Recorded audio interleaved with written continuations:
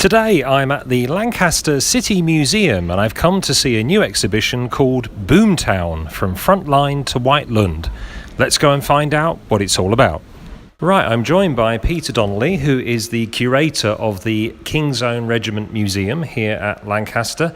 Peter, this exhibition, Boomtown, what's the thinking behind it? Right, well, we've had two major exhibitions already. 1914, where we looked at the start of the war and how the 1st Battalion of the King's Own was involved. Last year we had 141 days of the Battle of the Somme and all the involvement of the soldiers in the Battle of the Somme. And 1917 was the plan that we would tell more of the story back at home and some of the local incidents which happened in Lancaster Morecambe area. So our exhibition now starts with explaining what the regiment was doing in Mesopotamia. We've got bits on Slonica upstairs, and then we've got the Western Front. So we talk about what they did in the Western Front, Passchendaele, and then we start to look at some of the supply issues, and the story of the supplies bring us right here back to Lancaster. For those that aren't aware of the history, the King's Own Regiment, was that a regiment that was based here in Lancashire at that time? What's its connection to this area? Right, well, the King's Own was raised in 1680 as the 2nd Tangier Regiment, so many, many years ago. After the Crimean War, where the regiment had served, the British Army was reorganised, and this saw purpose-built barracks being built in Lancaster at Bowron Barracks, which is now the University of Cumbria's Lancaster campus, and that saw the King's Own, which was the 4th Regiment of Foot, allocated to Lancaster and changed their name to the King's Own Royal Lancaster Regiment in 1881. There was then increasing bonds between the town and the regiment. Boer War, South Africa, the King's Own served, many Lancastrians served in the regiment, and that's when we get the regimental chapel from at the Priory Church and built as a memorial. By the start of the 1900s, we had the regiment recruiting as far south as Fleetwood, Blackpool, sort of Garstang was the limit, all the way around to Lancashire across the sands. So anybody who's old enough to remember that Cumbria didn't used to exist, there was Lancashire, Barrow and Furness, Grange-over-Sands, Ulverston, Millham, all the way up to Coniston. So there was men from Coniston serving in the King's Own's 4th Battalion, which was one of those battalions involved in the fighting in 1917. So it was a very much local regiment, drawing its recruits from this local area. Although other soldiers did serve, it was very much a Lancaster, North Lancashire-based regiment. So clearly, 1917, we've still got lots of local people serving in the regiment in the Battle of Passchendaele. The displays that you have here, both in this exhibition and in your permanent displays upstairs, there are lots and lots of local items, aren't there? Items of local interest. Well, yes, there are. You just have to think about Albert Halton, ordinary soldier, joins the 5th Battalion. He was from Carnforth, born in Wharton. He's with the 1st 5th, goes overseas with them, fights with them. He comes back to this country, goes back to the Western Front. Now he's transferred to the 1st Battalion. And on the 12th of October 1917, he's involved in actions against the Germans. He takes 12 German prisoners, a couple of actions on that day, for which he's awarded the Victoria Cross. When you look at Albert Halton, he came back in the January of 1918, got presented by the King the Victoria Cross. He arrives back at Carnforth railway station. A little bit of a delay. The train from the south had been held up somewhere along the line, so he arrives a little bit late. But the town council have turned out and they ride him in a carriage. As people are all there to welcome him home. And then he goes to the schools, which he'd not long. He was only 23, so a few years beforehand he'd been in those very schools.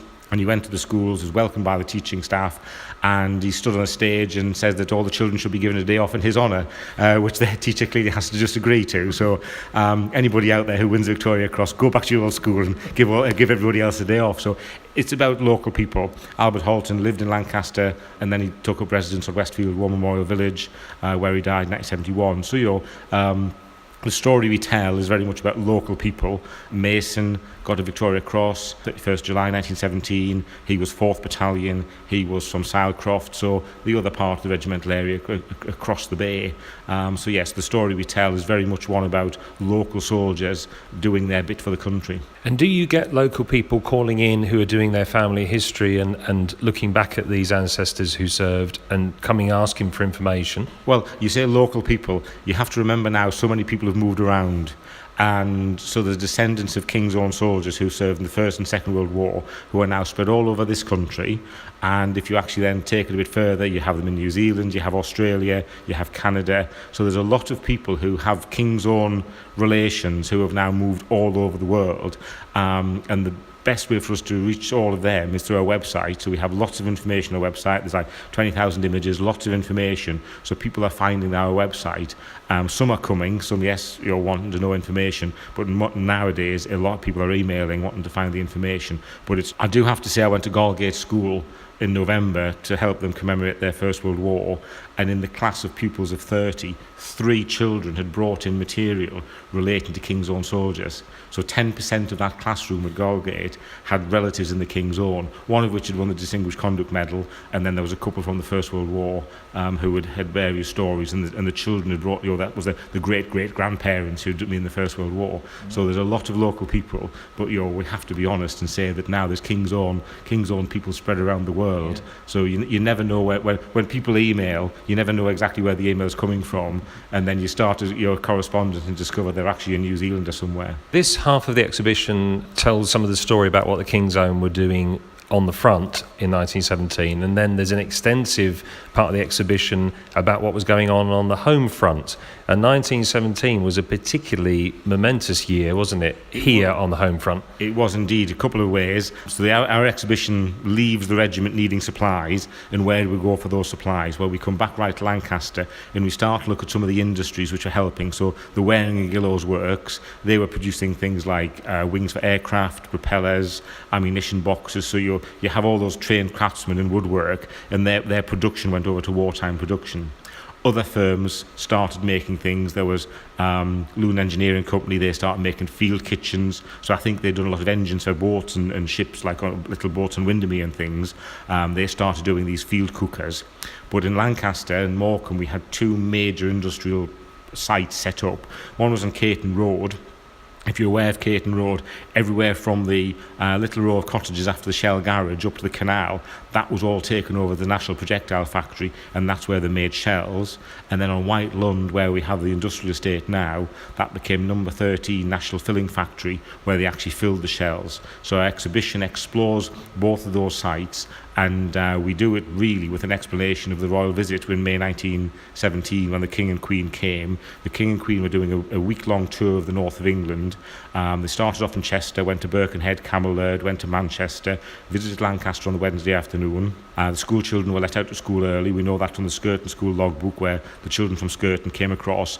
And if you think about Caton Road, there's the other side to where the works are. That was full of people spectating the arrival of the royal car. The King and Queen went round the works, had a look, met people. Then they travelled back in the royal car. When you come off Skirton Bridge, there's the bit between Skirton Bridge and Caton Road, which is called Kingsway. Well, it's called Kingsway because the King was one of the first people to drive on that little bit from Caton Road to go across Skirton Bridge. I never knew that. I learned that when I was looking around yesterday. That was a new one for me, that. Well, Kingsway, the road itself had been built by German prisoners of war in the war. So prior to that, you had to go around sort of Bulk Road, or back Caton Road, that would be where you have to go round.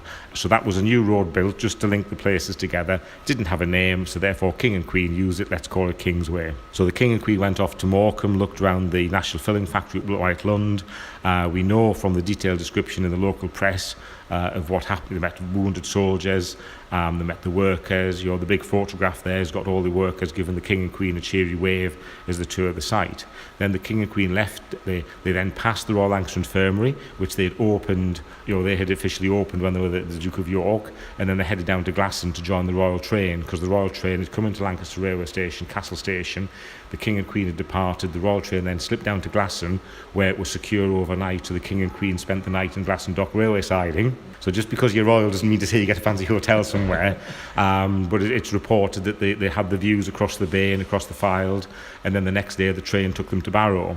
So great turnout for people. Lancaster tradesmen gave their workers a half day. So where we're sat now on Market Street, there's Market Street just outside. The King and Queen and the Royal Party passed by here, went down to the bottom, past Cheapside, and then all the way down Caton Road. So you can imagine the crowds which must have turned out to see the royal family, the King and Queen coming. Must have been fantastic. We'll be back for more from Lancaster City Museum after this. In October 1917, something dramatic happened, didn't it? Well, indeed, yes. This is why we're marking 1917 for what we're doing, is because the 1st of October 1917, what was probably Lancashire's biggest ever fire, biggest ever explosion, took place in Morecambe. So we tell the story about the filling factory, we tell the story about what was going on there, and then we look at the 1st of October, shortly after 10 o'clock in the evening, when the majority of staff were actually the workers, many of them women, were away having their supper. So when a fire broke out in one of the buildings, most of the employees were away and could make a quick exit. So this fire caught hold, and we were dealing with, highly volatile explosives. As you can imagine, it's a shell filling factory. There's TNT. There's a whole range of chemicals which are horrible and highly volatile. The fire takes hold. Things start to explode, and then for the next 2 or 3 days, the fire raged, destroyed the site completely. 10 people lost their life in the firefighting and the actions afterwards, which is a very small number compared to some of the other incidents around the country. But we have a few stories from this. We have the fire brigade, Lancaster Fire Brigade, in their shiny new engine turned up to help fight the fire.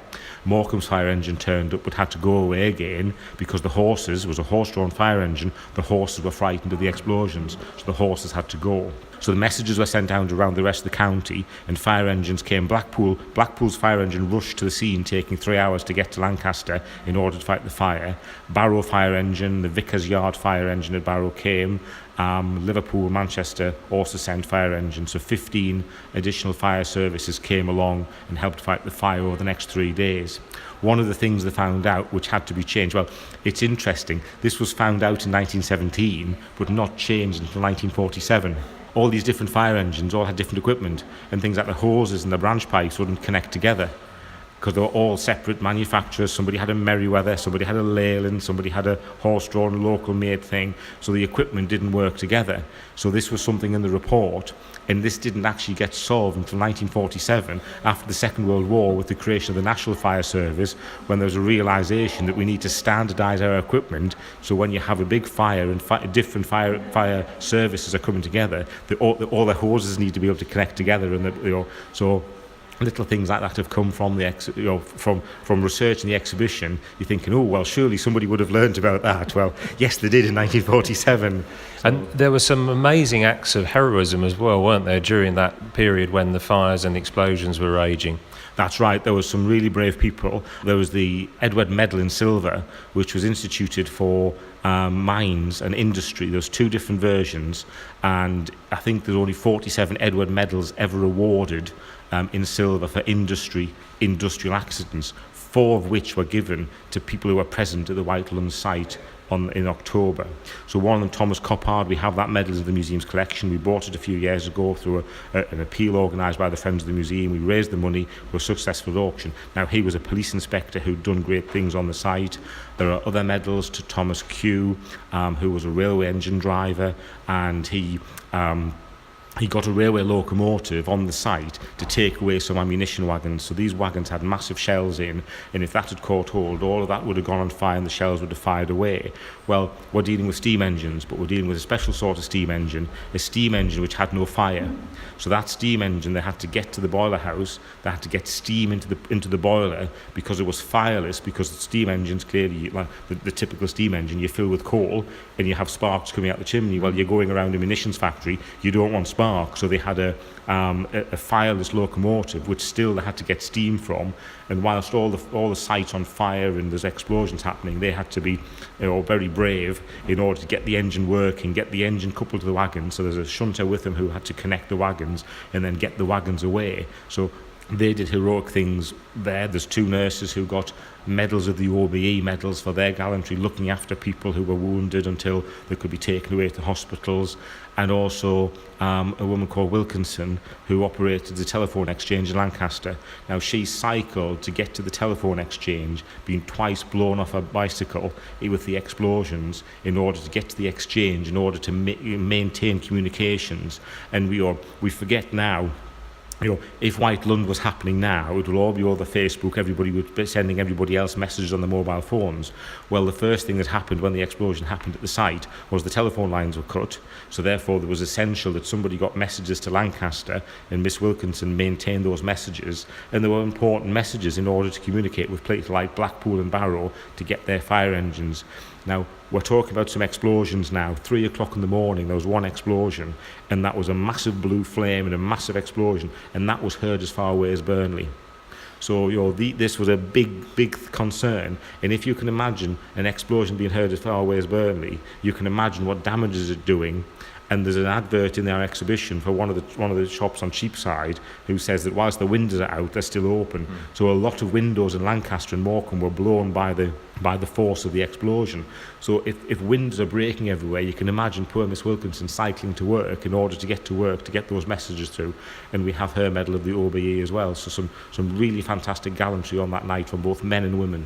It does surprise me because I've read about this story previously myself, and in fact I read an article a little while ago that was from the 50th anniversary, so 1967, and it was in the Morecambe Visitor, I think, and it said in this little piece looking back, this will never be forgotten.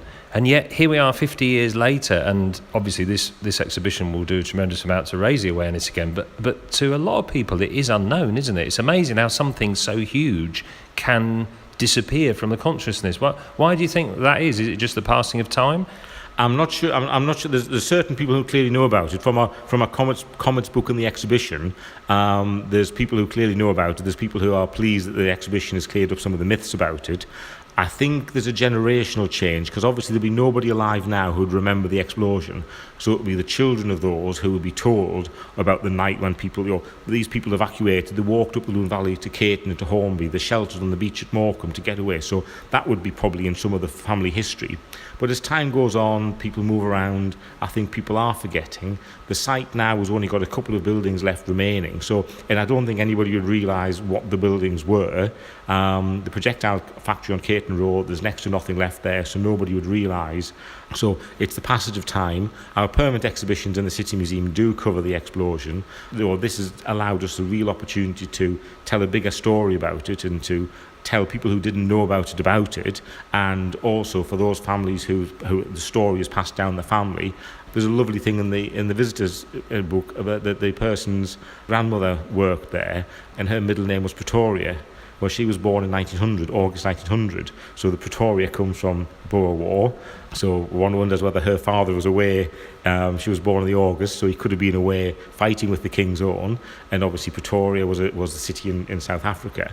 And she was working in 1917 as a teenager, as a 17-year-old girl at the plant. So clearly in that person's family history, they're aware of it.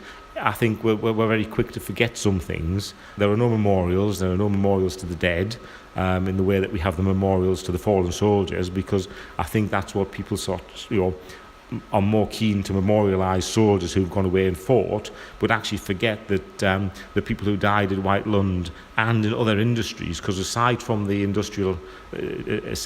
explosion, there were industrial accidents. There were people killed by the crane operators. If you think about half a dozen 12-inch shells being moved by a crane, and somebody gets in the way of that and a blow to the head, you're not going to survive that. TNT was extremely poisonous, and there's one worker who was eating sweets, so she was keep putting her hand in the sweet bag and eating the sweet. Well, every sweet she took in had TNT on it, so she died of TNT poisoning. So when we mock today about health and safety, I think in those days they would have much rather had health and safety than having TNT poisoning, which ultimately was the death of them. And in the way of the world, we are recording what the soldiers do and memorialising them, but we're forgetting about the people back home. And without the people back home making the shells and all the equipment, the soldiers had nothing to fight with. So it was a great war. Everybody was part of it. Well, it certainly is a fascinating story. How long have people got to see this exhibition, and when is it open for the public to come and have a look at? It runs all the way through the 12th of November, so we will be covering the 1st of October anniversary, and we're hoping we'll be part of Light Up Lancaster, which will be the first weekend in November. So we've got plenty of time, and we get to Armistice Day as well, so we'll be able to cover Armistice Sunday, so it ends on the 12th of November. Well, Peter, thank you for telling us all about the exhibition, and it is a fantastic collection that you put together here, and I hope that lots of people come along and see it and learn all about the King's Own and the White Lund factory. Thank you very much. You're welcome.